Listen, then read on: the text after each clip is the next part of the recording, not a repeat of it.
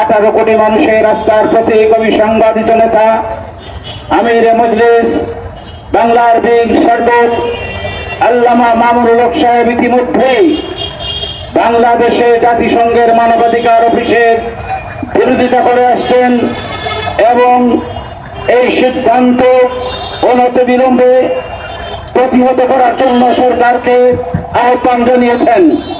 তারই পরিপ্রেক্ষিতে আজ বাংলাদেশ খেলাফত যুব মজলিসের পক্ষ থেকে বাংলাদেশের জাতিসংঘে মানবাধিকার কমিশন স্থাপনের প্রতিবাদে আজকের এই সমাবেশ থেকে আমরা পরিষ্কার যে মেসেজ সরকারকে দেবার চাই, আমরা 52টি বছর পেরিয়ে এসেছে ভারত অথবা আমেরিকার দাসত্ব করার জন্য নয়।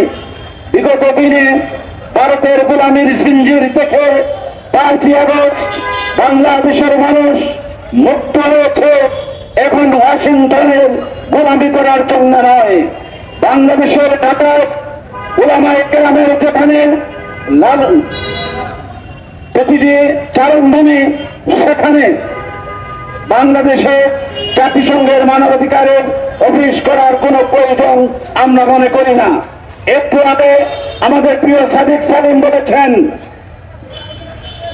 জাতিসংঘের মানবাধিকার কমিশনের কাছে বিশ্বের মানুষ বিগত দিনে দেখেছে তারা কি প্রকারে এবং কোন প্রকারে শান্তি দেখতে চায়।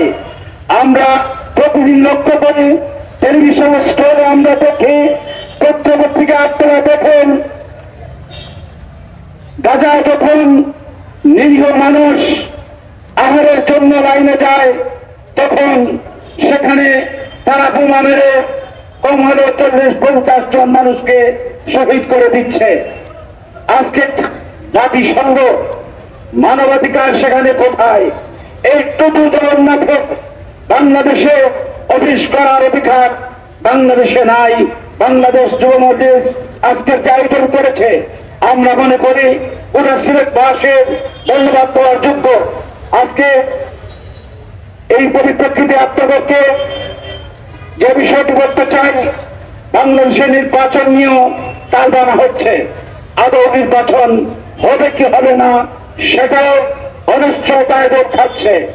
আমরা বলতে চাই, গণমানুষের প্রিয় সংগঠন বাংলাদেশ খেলাফত মজলিস বাংলাদেশের টেকনাফ থেকে নিয়ে তেতুলিয়া, সিলেটের চাঁদপুর নিয়ে সুন্দরবন পর্যন্ত আমিরে মজলিসের তত্ত্বাবধানে যেভাবে গণজোয়ার সৃষ্টি হয়েছে, যোগদানের ভিড় চলছে।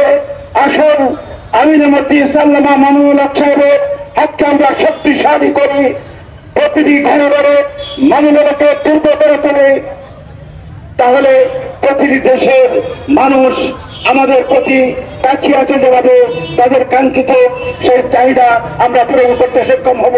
সবাইকে ধন্যবাদ।